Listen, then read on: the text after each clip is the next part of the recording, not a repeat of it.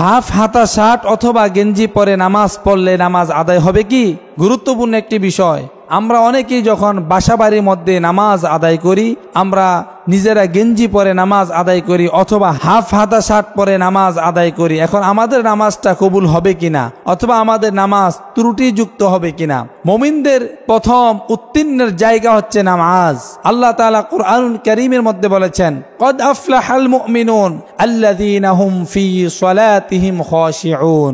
সফল কাম হচ্ছে তারা, ঈমান এনেছে যারা। 2 নাম্বার, যারা খুশু এবং খুজু সহকারে নামাজ আদায় করে আল্লাহ তাআলা তাদের জীবনটা মুমিন হিসেবে কবুল করে নেয়। আর আল্লাহ তাআলা বলেছেন মুমিনদের জন্য কোনো ভয় নাই এবং চিন্তাও নাই।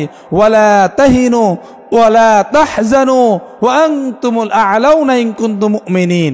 সফলতা তোমাদের আসবে, বিজয় আসবে, সত্য হলো তোমরা যদি মুমিন হতে পারো।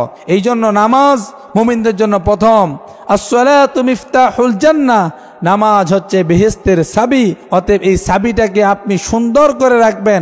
ঝংওয়ালা চাবি যেভাবে তালা খোলে না, এরকম আপনার ত্রুটিযুক্ত নামাজ দিয়ে জান্নাতে যাওয়া সম্ভব হবে না।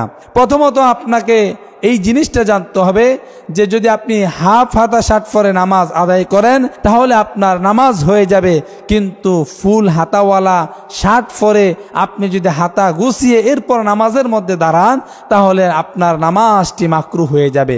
আর কোনো মানুষ যদি গেঞ্জি পরে নামাজ আদায় করে তার কাঁধ খোলা থাকলে নামাজ মাকরুহ হয়ে যাবে, কিন্তু যদি এই কাঁধ ঢেকে এরপরে নামাজ আদায় করা হয় তাহলে আপনার নামাজ অবশ্যই শুদ্ধ হয়ে যাবে। কিন্তু বিষয় হচ্ছে আপনি নামাজের সময় কার সামনে দাঁড়াচ্ছেন? যিনি হচ্ছেন আপনি আমার রব আল্লাহ সুবহানাহু ওয়া তাআলা। রবের কাছে যখন আপনি দাঁড়াবেন অবশ্যই ভালো পোশাক পরিধান করে আপনি রবের সামনে দাঁড়াবেন।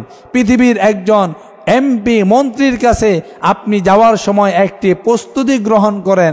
একজন চেয়ারম্যানের সামনে সাক্ষাৎ করতে গেলে আপনি প্রস্তুতি গ্রহণ করেন, আপনার পারফিউম ব্যবহার করেন, সুন্দর শার্ট, সুন্দর পাঞ্জাবি, সুন্দরভাবে আপনি যান। কিন্তু আপনি রবের সামনে দাঁড়াবেন, রবের সাথে মোলাকাত করতে যাচ্ছেন, আল্লাহ তাআলার সামনে দাঁড়াতে যাচ্ছেন, কিন্তু আপনি প্রস্তুতি গ্রহণ করবেন না।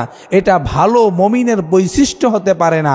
এই জন্য আল্লাহর কাছে যখনই দাঁড়াবেন আল্লাহ রাব্বুল আলামিনকে সন্তুষ্ট করার জন্য উত্তম পোশাক পরিধান করবেন। উত্তম পোশাক পরিধান করে রবের কাছে সিজদা দিবেন। ওয়াসজুদ ওয়াকতারিব। বান্দা কখন আল্লাহর কাছাকাছি হয়ে যায়, বান্দা যখন সিজদায় চলে যায়, আল্লাহ এবং বান্দার কাছে কোনো ফারেক থাকে না।